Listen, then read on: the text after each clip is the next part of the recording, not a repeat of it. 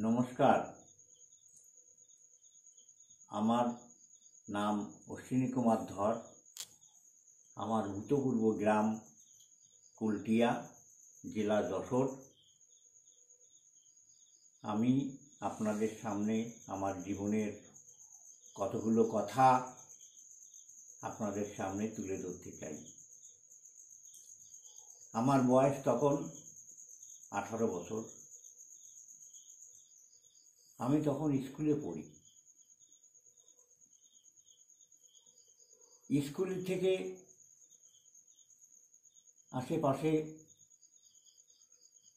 দূরে এ গ্রামে সে গ্রামে দেখতে পেতাম আগুন জ্বলছে। কিসের আগুন? অত্যাচারিত আগুন। মনে মনে চিন্তা করলাম, এই নিরীহ লোকের উপরে এত অত্যাচার চলছে, এর কি কোনো ব্যবস্থা করা যায়? তখন মনে মনে প্রতিহিংসার ভাব জেগে উঠল। কি করব? দেশে তখন ইলেকশন, শেখ মুজিবুর রহমান তখন ইলেকশনে জিতে গেল। পশ্চিম পাকিস্তানের যে সমস্ত লোক, তারা শেখ মুজিবুর রহমানকে কোনো রকম গদি দিল না। এদিকে নির্যাতিত হচ্ছি আমরা দেশের জন্য। ছেলে মেয়ে সব মাতৃভূমি ত্যাগ করে ভারতের কাছে শরণাপন্ন হলাম।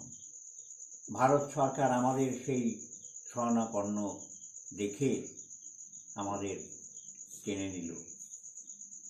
সেখানে যে ক্যাম্পে আমরা থাকলাম, ক্যাম্পে যেয়ে শুনি আমাদের সাথীরা সব ডাক দিচ্ছে, চলো মুক্তিযুদ্ধে যাই। বঙ্গবন্ধু শেখ মুজিবুর রহমান তার ডাকে আমাদের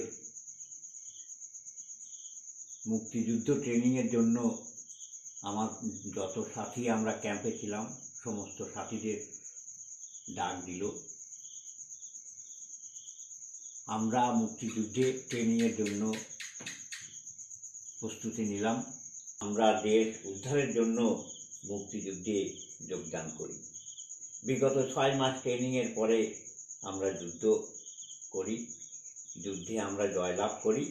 তখন সাল ছিল 1971। সেই যুদ্ধে আমরা জয়লাভ করি।